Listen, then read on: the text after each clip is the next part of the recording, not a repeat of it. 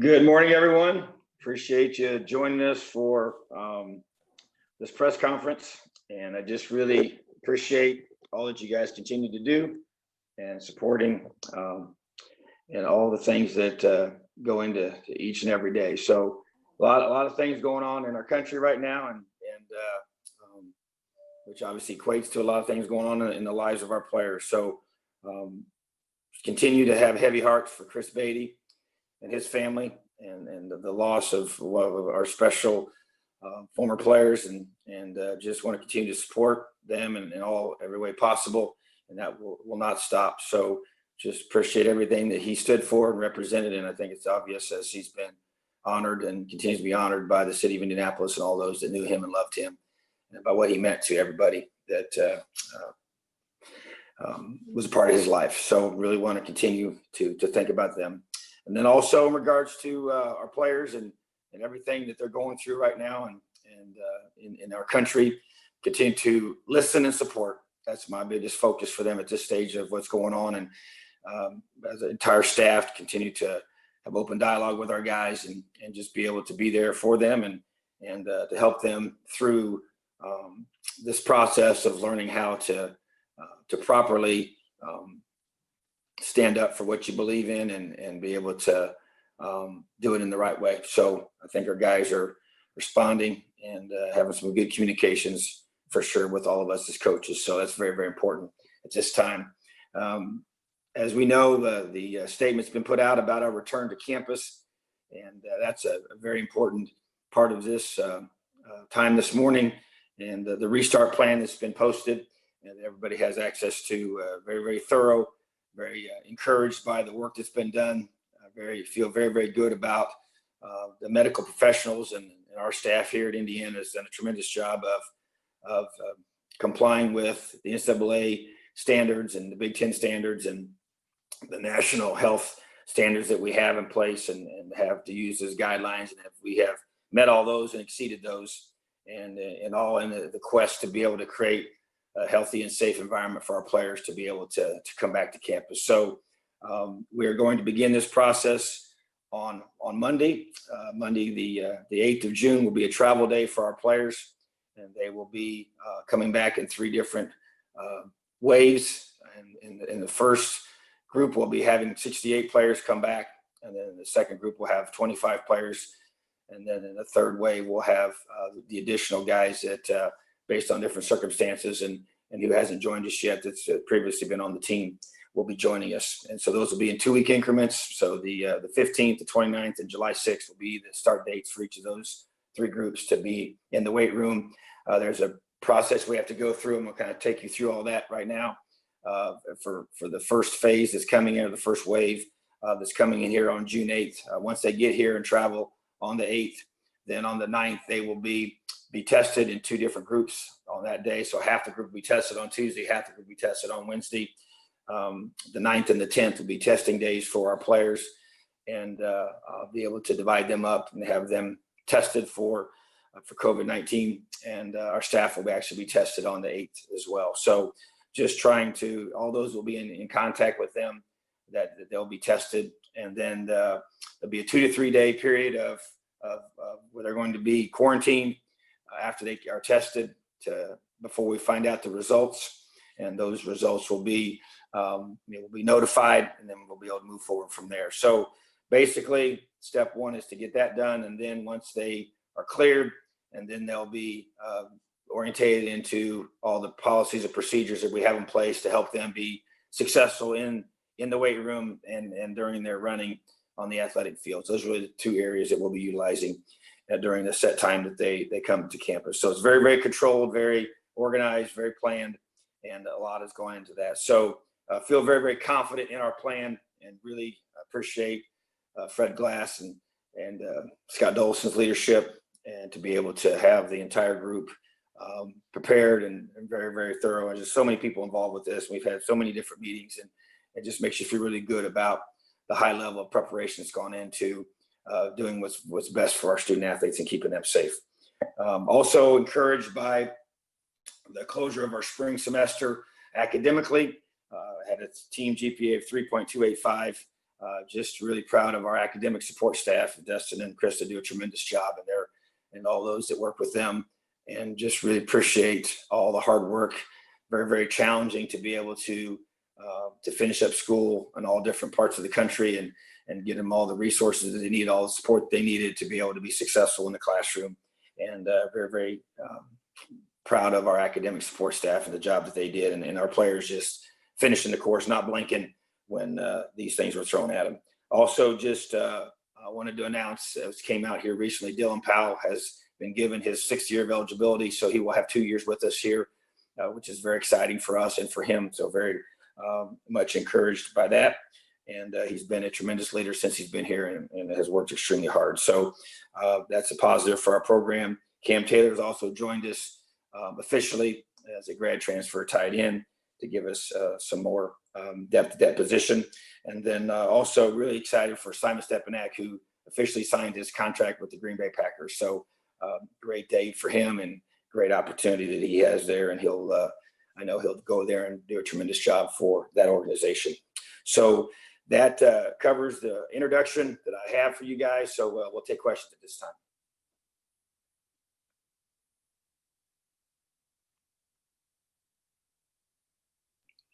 I'll be happy to start. Yeah, I think Jeff's not.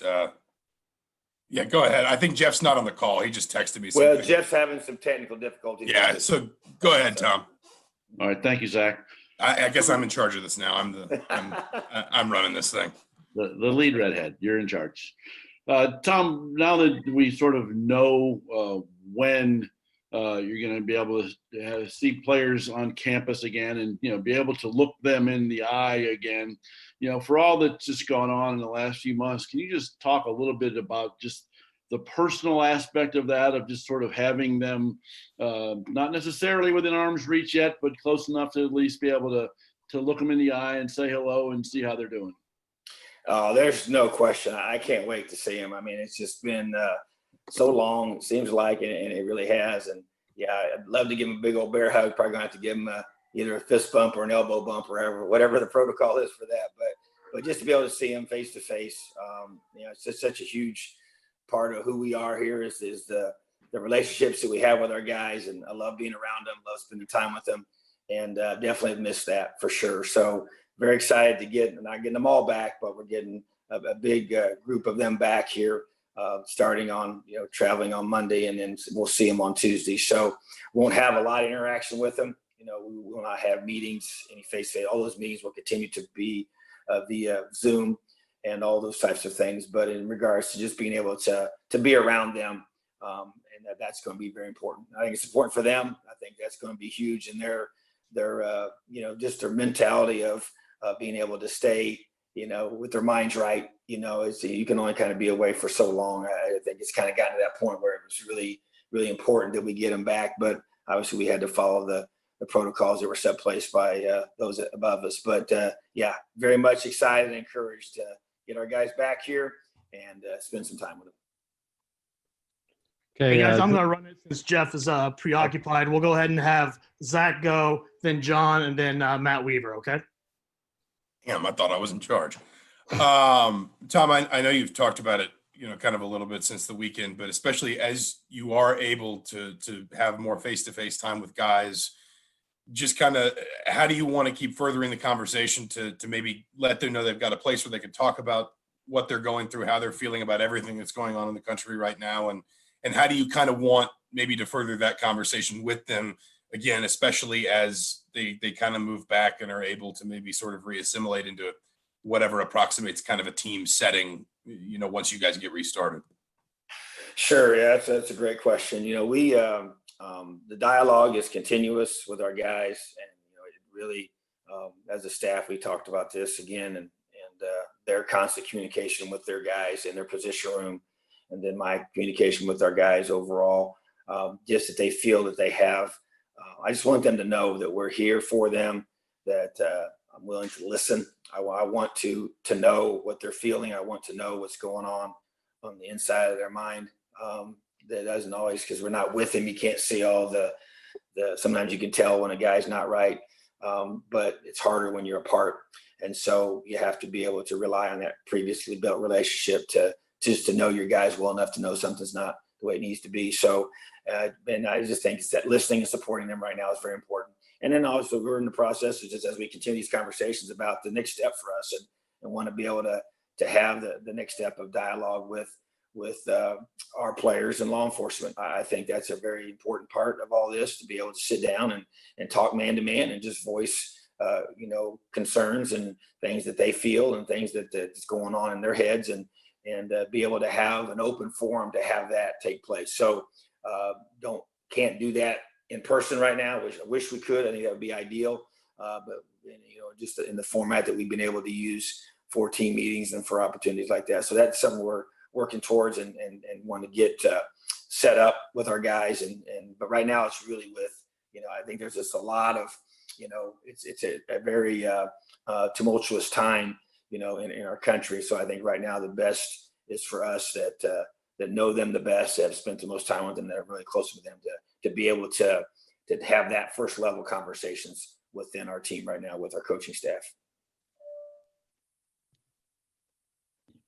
I guess, Tom, I'll just following up on that. I can only imagine how emotionally taxing this offseason has been, just from all the things that have happened, from the pandemic to everything with Cam Wilson's family, to Chris Beatty, to, obviously this George Floyd conversation. How do you frame a message that helps them grow from this, in terms of, having this adversity and being able to grow as young men, as you talk about developing them that way? Yeah, John, you bring up some really, valid things. I mean, you think about what's happened these last few months. It's been hard, and I don't think you probably realize how hard it really is. And maybe till you take a step back when some of these things pass, but because when you're in it, you're just fighting those battles as they come, and you're just mustering the energy and it's probably it's the emotional drain that it has on you, that you don't always realize how taxing that can be. But man, you got to be there for your guys. And so for me, it's like I just, you gotta, when things go wrong and when adversity hits, and we talk about this all the time with our guys. It's not if, it's when. Now, obviously, nobody could have predicted these kinds of things were going to happen and happen in this succession, and such serious, heavy things happening one after the next. But that's why you have to live your life with core values and core principles. And there's there's anchors in your life. And this is what we talk about all the time, that when these storms come, not if they come, but when they come, you have a rock solid foundation that cannot be shaken. But the thing about young people, they're forming that foundation, and we're helping them establish that foundation. And some kids are, have a stronger one than others, and some are more fragile than others. And so we as coaches, and we and myself as a leader, we have to, in those young men where the foundation isn't as strong, well, you got to be part of that stabilizing structure in their life, and have the wisdom to know what that looks like, and what you need to say and not say, and what they need, and where you can provide it. So that's why there's so many guys in our program, and from Mike Paycheck's role has just been huge through all this, and John Powell's role, and these guys that are player development guys and character development coaches, and just really helping these guys through the tough parts of life, and on and on and on, and our sports psychologists we're utilizing. So just to be able to help them. But to me, it's about what do you talk about your daily habits kind of form who you become, and you fall back on those habits when things get tough, and you rely on those. And for me, it's it's my faith and the principles of scripture that I live my life by, and I use as an anchor for me to help guide them. And I don't say, hey, this is how you have to do it. But I also know that's how I respond to certain things, and to give them that stability, and they have to kind of start shaping and forming these things themselves. And those that have, different areas of faith that they rely on, we really, help them and support them in that area. And then those that don't have them, we try to help find a way to create something that they have, which is, the faith is that something that's just, that you're trusting something bigger than you. Because if it's just about you, man, it's just, the weight becomes too heavy.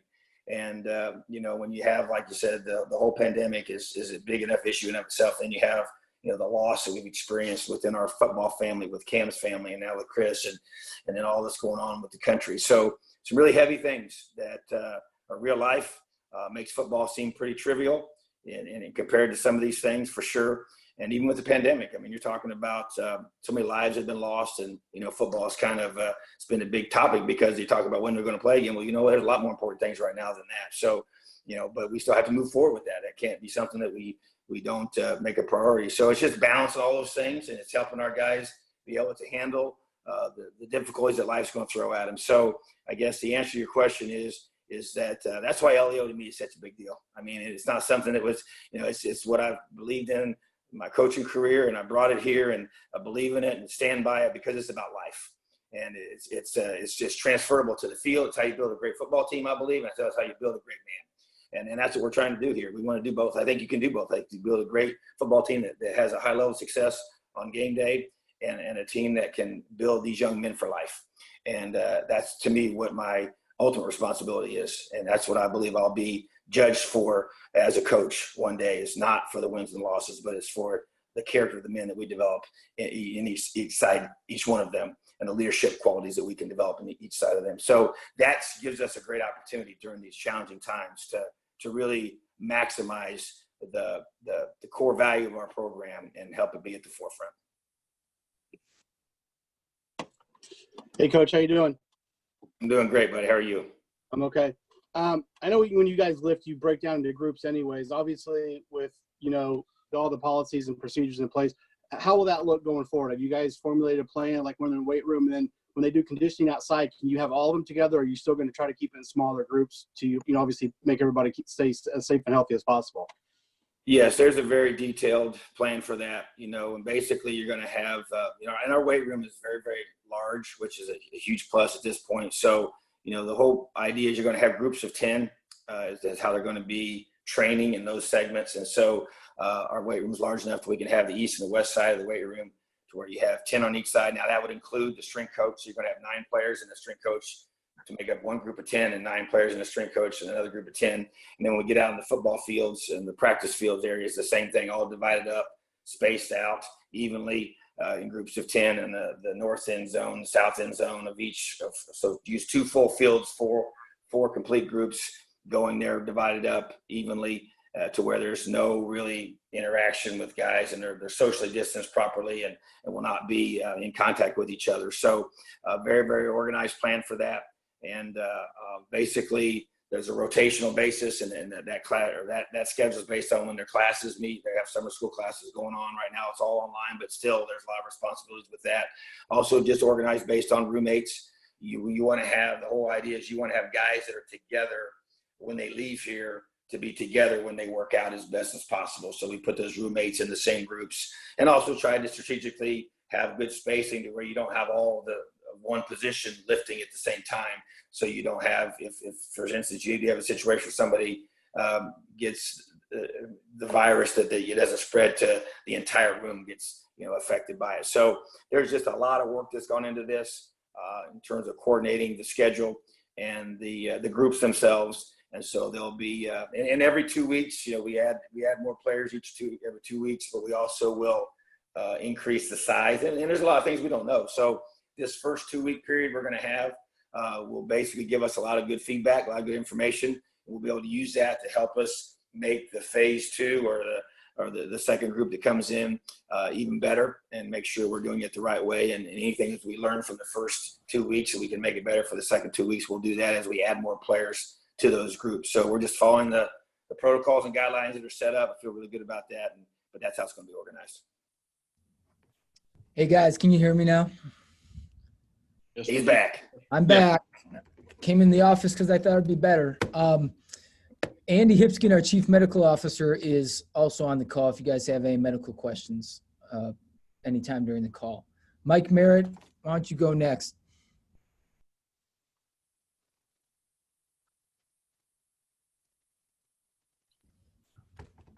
All right, Sammy Jacobs, go ahead. Good morning, Coach. How are you? I'm good, Sammy. Good to see you again. Good to see you too. I'm going to switch to football a little bit more since you touched on everything else. Preseason, there are a lot of high expectations for you and your program, with guys being named preseason All Big Ten and bowl projections. How are you how are you talking about those expectations with your team? You mentioned a couple years ago that, you didn't talk about a bowl game until the Minnesota game and things like that. How are you approaching this season with this group of guys?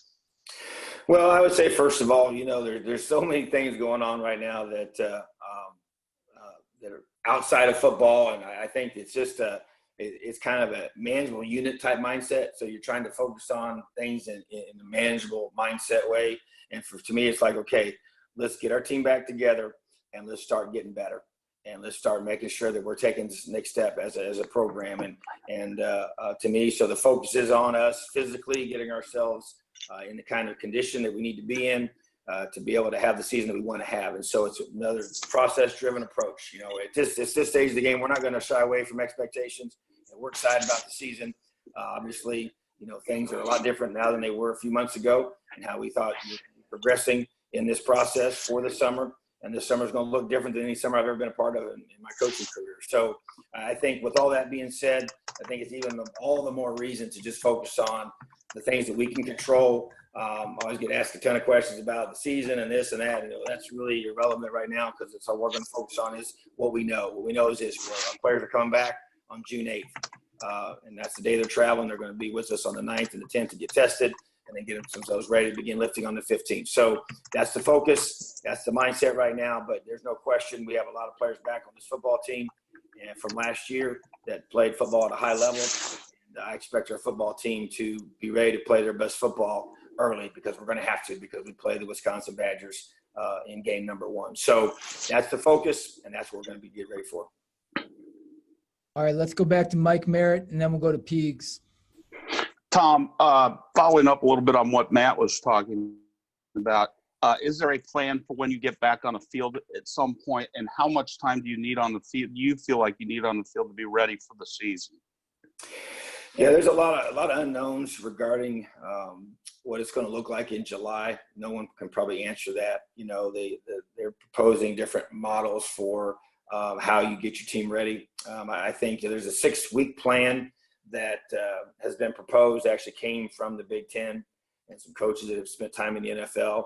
And so it has a little bit of a feel of that, kind of maybe some compression of the OTA mindset of how you get a team ready and to perform at the highest level. So, but getting them back physically in June is probably sooner than some thought. A month ago, that was probably not as likely as it became in the last few weeks. So that's a positive thing for sure. So I think, we've kind of all agreed 6 weeks is probably the standard bearer for, you say, to be able to physically and mentally be prepared to play in a game. And so, that 6-week model hasn't been put out there yet in every little detail, but the bottom line is just kind of a gradual progression from walkthroughs for a couple of weeks to fall camp mindset for a couple of weeks, and then a week of continuous fall camp, and then you got your game week prep before you play your week 1 opponent. So to answer the question, probably say a 6-week period is what we kind of agreed upon as a coaching fraternity. Everybody wants more than that if you get more than that, but obviously the month of June is not a normal June that we've had in the past. So it remains to be seen what July will look like. No one knows yet. If it's a normal July, then that will speed that process up. If it's not, then we'll have to make some modifications. Peegs and Rick Bozich. Good morning, Coach. Morning. My question is, have you had measurables with your players while they've been home, what their weights are or anything other, to get an idea if they've stayed anywhere near football shape? Yeah. Well, it's been that's the part that's very, very unique and very challenging. It's really trusting them, even with their weight, it's to be able to say, okay, and there's no question, there's constant communications about that, especially some guys are trying to gain good weight. Some guys are trying to still lose bad weight. And that would be going on normally if we would have been together. And so you have to trust them. And there's no question. We've had a very detailed, workouts for them to follow that they have done on their own, and so we've not been able to monitor those in any way officially. And so, but just by word of mouth of them just saying, hey, I'm continuing to do this. I'm doing the workouts that you guys are sending to me, and I'm, lifting this many times and running and but you're obviously staying on that all the time, and you're guys were having to get on the scale and take a picture of the scale. Now, if there's somebody behind them with their toe on it, or if there's somebody, somebody else on the scale, I guess, who knows, but that's the reality of the world we've been in, which is kind of crazy, but it's about trust. It really is. And it's like, have you created a culture in your program where these guys love each other so much and care about each other so much that they're going to do the right thing because this team's counting on them. These coaches are counting on them and to do the right things. But I'm not naive. I get it. It's not going to be quite the same as them being with us. So there's going to be some things we're going to have to make up for when we get them back. Because it's just, even if you're training by yourself, it's not the same as having the whole room full of guys with the strength staff. So that's going to be across the board for the whole country to deal with. So, but yeah, the amount of work they put in has been on them. And we're going to find out here pretty soon who has and who hasn't. All right, Rick Bozich, then Kevin Brockway. Yeah, hi, Tom. I've read the story with Bruce Feldman that you did last weekend, and I know that you were one of the first coaches to issue a statement last week. Why was that important to you? And secondly, I know that you've talked to a bunch of your players. What's the number one thing you've learned from them? Well, to answer your first question, I was not aware at all about who or who had not said anything at the time. It really had nothing to do with it. All I was doing was just following my heart about what I felt was the right thing to do. I had witnessed, like all of us had witnessed, something that was horrible on video that I knew was wrong. We all know it was wrong. And so just felt compelled in my heart that I tell our team all the time, and you got to learn to live your life with conviction. And that means that you are willing to take a stand for what's right. And that to me is really at the core of what I chose to do. I just felt compelled to do so and reached out to, as I mentioned in that article, reached out to Fred and said, hey, this is how I'm feeling and this is what I would like to do. But I also know I represent the university and something like that. So don't want to be, reckless with that or careless with that. I just want to be very purposeful and intentional. And I just love our guys, man. I care about them. I knew they were hurting. I'd already been talking to them. I had interaction with them. I knew that there was a lot going on, a lot of anger, a lot of feelings of, they just didn't know how to, some didn't even know how to handle that part of it. So I just felt like that I have a tremendous responsibility in this role to mentor and to lead many young men from all different backgrounds, all different races, all different types of upbringings. And we talk about that a lot, and that's what LEO to me is about the choice of choosing to love the people around you and accepting the responsibilities that love brings with it, the good and the bad, the tough and the joyous times, and the tearful times. And so to me, that's what it was all about. And our players, and with that statement came also reaching out to our guys and talking them through all this, and even family members reaching out to me. And so it's just been a very, important time for our program. And this is a critical time in our country to be able to, stand up for what's right and for what you believe the way things should be. So that to me was the motive. And then you just talk about with our guys, it's just about teaching them, how do you handle life? How do you handle difficult situations? How do you do things right? How do you utilize a platform that you've been given, and still stay within your lane of, you're not trying to act like you got all the answers. And that's really it's not what this is about. It's about, loving the people that you represent, that you spend so much time with, that you truly have a strong relationship with, and you care about them. You care about them so much that you're going to help them through these difficulties of life and just walk with them. And the thing, and to answer your second question, what's been the message is, man, they just want us to listen. They just want us to hear how they're feeling and then supporting them, and being right there with them. Just lock arm in arm and walk through life together, as hard as it may be and as great as it may be. And right now it's really hard. And so that's the message I'm getting. And like I said, sometimes sometimes as coaches, we always want to have all the answers and we want to say all the right thing. Sometimes you just got to shut your mouth and listen. That's what I'm trying to do. All right, Kevin, and then Ken Bykoff. Hi, Coach. A little off topic, but there's been a lot of player movement again this offseason in football and men's basketball. And amidst all the craziness, they've, tabled the one-time transfer rule until January. I'm just curious about your thoughts on that proposed rule and the potential it could bring for more player movement, whether that's a good or a bad thing. Yeah, I feel like that it was probably wise on their part to table it in lieu of all this going on. That would add a really difficult component, I think, to certain things that are already complicated the way it is. So that was the reason for that, I'm sure. And so, but I expect it to be passed, in January, and it'll be part of the new environment that we're in as coaches. And so I think that that's just, we have to have a reprogramming of in our minds of how we view, certain different guys that, on your team or on other people's teams, when they decide to make that decision to transfer, it'll be a whole different type of thought process in regards of roster management, so I see it happening, and I see it's something we have to have a plan for, and we've talked about it extensively, and obviously you want all your players to stay with you and come here and fulfill the goals that they had when they, said they wanted to be an Indiana Hoosier, but I'm also realize the fact that may not be the case for every single guy for a variety of reasons, and you don't know what those may be or may not be. So I think that when it happens, you got to be able to, help once again. And to me, it's the same thing. We had a young man that chose to into the portal here during this time period, and we had some good conversations about it.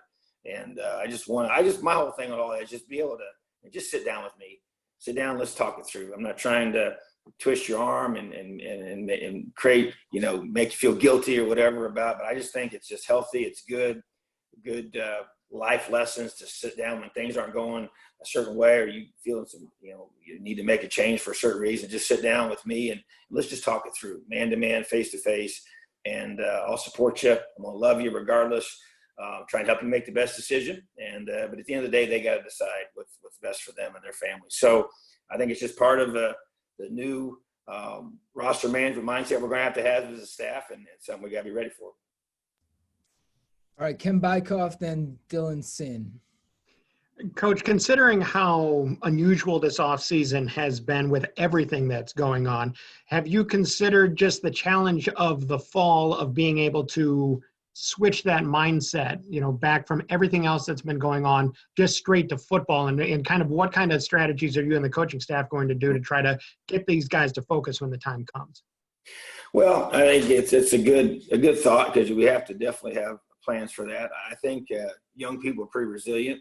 I think they pretty adaptable. I know our guys are extremely hungry to get back to football. Right now, I know there's a lot of serious things going on that have made that challenging. But I do think it's, and I don't want to call it a distraction maybe per se, if that's not maybe the best word to use, but I do think it's just some level of normalcy will help. And just getting back into a routine with your teammates. And and you got to think that we're a close team now. So, I mean, there's a lot of, excitement about. I talked to a parent yesterday, and the mom was just like, "Hey, I just want to get him with you guys again. I know once he's back with you guys, everything's going to be, will be okay." But a lot of fears before that happens, So I think that's probably how I would view it. We get these guys back together and get them in a routine and get them back to doing the things that we love to do. And at the same time, these things aren't going to go away, and there's, the COVID-19 situation, we got to deal with it. The issues in our country right now, we're going to have to deal with that. And so, but I think when you're together and you're with each other, that helps. And it's going to help us, we're not isolated. We're all in this, and we can kind of get with guys. And I just think that will help. And I think when the time comes and, when the season is ready to be had, that's why I think it's so important that we're process driven. We just focus on the next step, focus on the next things at hand, that we're able to truly move through this process step by step together. And it'll help our guys, feel better about all of it, and help our parents feel good about it, and we can move forward together. But yeah, it's all, you can't just, doesn't just become, hey, we just focus on football and everything else goes away. It doesn't work like that. So we gotta have a good plan to help them manage it, but it's about growing up, being an adult. You gotta learn to handle your family, you gotta learn to handle your job and all the stuff that happens with your family and your job, and be able to learn to manage all that going on at one time. So that's part of growing up, and we got to help them, teach them how to do that. All right, Dylan Sin, go ahead. Yeah, Coach. Earlier you talked about the it's different when they come back and they're working out with everyone in the weight room. What are the biggest differences there, and what are you hoping to see from your team overall as they get back into the weight room? Well, based on a young man's circumstances, it could be the biggest difference could be equipment. Some of these guys have been doing push-ups and sit-ups and things in their house, this entire time, which is, it's been way longer than maybe some ever thought that would have to do. So, and then just the structure, and the other thing you got to think about, which is huge, is that they've not been with our strength staff yet, and so, when we announced Coach Wellman to the team the Thursday before we left for spring break. And that was the first time he was introduced, so he and his entire staff have not worked with them face to face in a workout yet.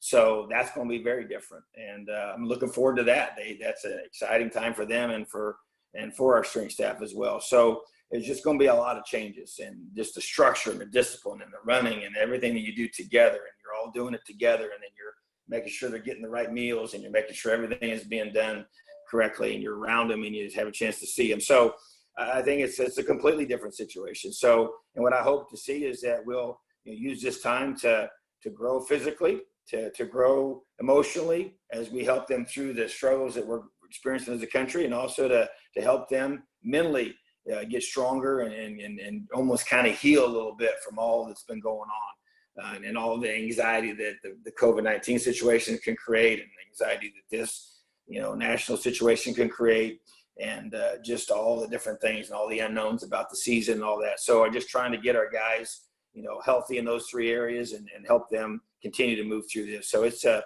lot going on, just like I said at the beginning, and that's not going to change. All right, Andy. Stefan has a question for Andy Hipskin, and then we'll go to Zach Osterman. Andy, Sure. I just wanted to follow up on a little bit what Tom was mentioning there. What are the logistics of players returning and staff returning? And on top of that, how do you kind of police that, the social distancing is being followed like it should? I mean, is testing just at the center of that? And how do you make sure everything's going the way it should be to, avoid an outbreak more so, I guess?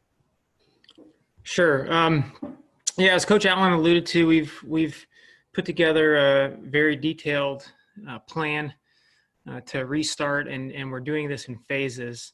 So in the initial phase, we'll be able to social distance simply by limiting the numbers of people who are working out together.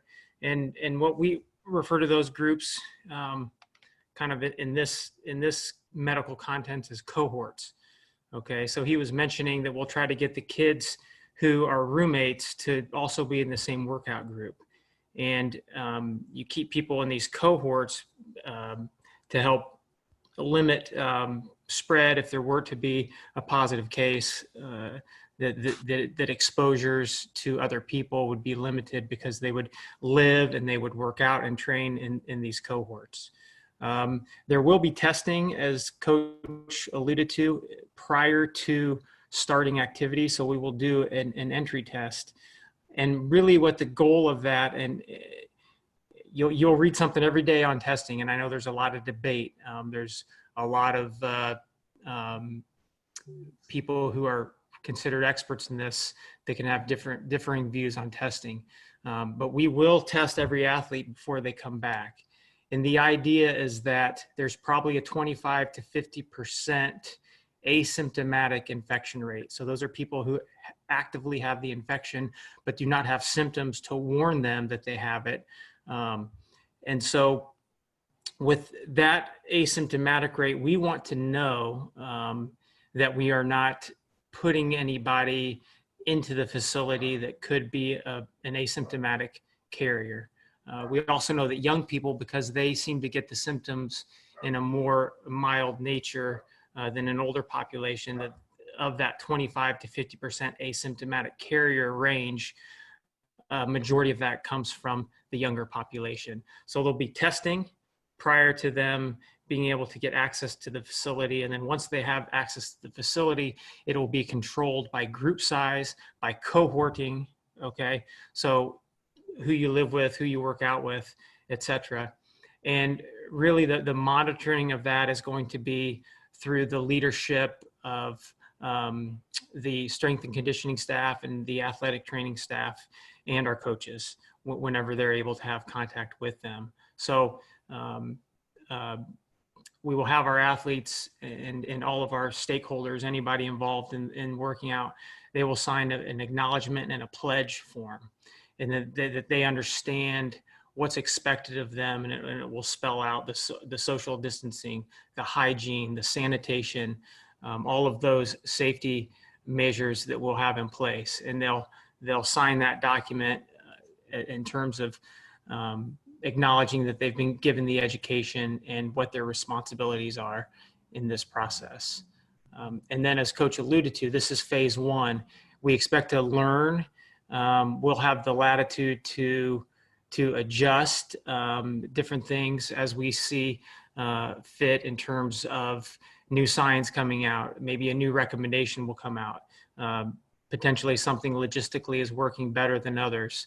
And so we will be able to do some adjusting on the fly, so to speak. I often refer to this as this is like coaching a new sport that's never been invented. There's no season, there's no previous season or season from last year to go on. There's no scouting report to go on. So while we continuously, scour the science and the literature and the studies, a lot of this is just evolving. We're going to have to make adjustments on the fly, but we feel like we have a good, robust plan in place. And while we can't guarantee safety, there is some risk tolerance to this. So everybody's accepting a certain level of risk, and we can't guarantee safety. What we feel like we can guarantee is that we will have a very up-to-date, technologically advanced system in place, and that we will have the latitude to make adjustments based on science, based on trends, based on how it's going at our individual campus level, athletic department level, to make any adjustments to ultimately reduce the risk and take the necessary precautions to try to keep them as safe as possible. All right, Zach. Tom, just to, I guess, kind of follow up on that thread as well. You mentioned talking to one parent specifically, but I mean, just what has been the process of communication and maybe some of the feedback you've gotten from parents, from players, in terms of making sure they're comfortable with everything, making sure they're comfortable with, parents obviously sending their kids back to campus, and the players being comfortable with their responsibilities and what they're going to need to do to kind of make all this work on their end. Yeah, so it's been a pretty thorough process of trying to communicate from the very beginning, in a mass way. We use email to be able to get big messages out that everybody needs to hear to parents, and then and just try to kind of get the guidelines out and everything else that they know. And we've had Zoom meetings with parents, we've had phone calls with parents, and open up the opportunity. Hey, anytime you got any questions at all, feel free, any concerns that you have. So. And I think because of the communication has been good and thorough and consistent, that, I would say we've had very few strong, haven't had anybody say, hey, you know what, I don't want my son coming back. I don't feel safe. I don't feel like he's going to be safe. No one has said that or felt that way. Concerns for sure. And we've talked them through that and tried to answer as many questions as we can. I think it's anything else. You just want to educate and inform them, and they feel good about the fact that we're doing everything that we can do. You can't, say that there's zero risk. You can't say that. There's risk in everything that we do, but you do everything at a high level of preparation, and you follow all the medical experts, and everything they say is the best practices, and like Andy just mentioned, and you adapt and move forward. I've had some questions that I don't have answers to yet about what's July and the start of the season going to look like. So I just think you just let them know that these are fluid situations, that we're going to continue to communicate. They feel comfortable. Parent phone calling me if they need to. They're calling the position coach, or calling Coach Paycheck, or Mike Doig, or any John Powell, anybody that we have that can help. And our training staff, Kyle, does a phenomenal job with communication with our parents. So just communicate over and over, and just make sure they feel good about it. And then when they have questions, that they know they've got easy access to get those questions answered. Okay, John Lewis, go ahead. Coach, I know you're trying to, I mean, this is all, it's hard to like focus on expectation right now, as you said, but as far as like a lot of eyes being on Michael Penix this year, what are you hoping from him, assuming all things are normal and you're able to get to football? What do you expect from him and the step that he needs to take this year? Well, we've met and set down those expectations, and step number one was really embracing, as I've told him, being the starting quarterback in the Big Ten. What does that look like? What do those expectations look like? And mapping those out for him, and at the top of the list is being able to, how do you prepare, and that's every phase. That's your eating habits, that's your sleeping habits, that's your film study habits, that's your leadership development, as you grow and become a year older in this program, and expectations grow because you are a year older. And obviously, keeping him healthy is a huge part of that, gaining good weight, getting his body mass where he can take the hits that they're going to be given in this league. And so I just think that's, you sit those out and you talk them through, and then you hold them accountable for the behavior. And I've been encouraged by his growth, encouraged by the process he's going through to be able to put himself in that position to respond to the challenges we've given him, for those expectations of what he needs to do to be the leader of this team, the face of the program, which is every quarterback has to own that responsibility, even through times like this, and being able to handle yourself in a proper way. And so I just feel like that he's, once again, just like I've said many, many times in the past, the head coach and the quarterback are very, very similar. They have to be able to handle the pressures that come with the position, the pats on the back, the criticism, all those things, the good and the bad, and be able to manage it all and not let any of those things affect you in a negative way. And so he's very even keeled in his personality and the way he handles pressure and stress, which is a great thing for him. And but just wanted his team to continue to grow and develop as a leader and to physically mature into this position, which, once again, same thing with everybody else. We're going to know here very, very near future how those things have been, are going to manifest themselves once we come back together and start doing the things and that we're able to do, as a team, but excited for him, excited for our future with him, and just anxious to get back and get going. All right, John Blau, last question goes to you, and this is for Andy. Yeah, in terms of travel, I think it said in the document that you try to limit travel for athletes. How important is it to kind of create that bubble in terms of a quarantine? And if they were to leave campus and come back, do they get tested automatically if they're not on campus for any period of time when they return? Yeah, so, we know there'll be circumstances when athletes are going to have to travel. So the, definition of essential, that's really has a broad range of interpretation. When they do come back, we think it's going to be important where they come from. And we have a questionnaire that we work off of that has a variety of different questions. And one is, who have you been around, and where have you come from? So, to identify these people that might be coming from these hot spots. And then at that point, there won't necessarily be a set protocol for testing specifically if you've traveled and come back, but we will deal with those on a case-by-case basis, depending on all the aforementioned aspects of what I just alluded to, where they've come from, maybe who they've been around. Certainly anybody who is displaying symptoms, they get quarantined, they will get tested, etc. But simply being as a matter of a test from a travel issue, that's really going to be evaluated by the physicians, the athletic trainers, the athletic training staff, and the physicians on a case-by-case basis. Thanks. All right, Andy, thanks for joining us. Appreciate it.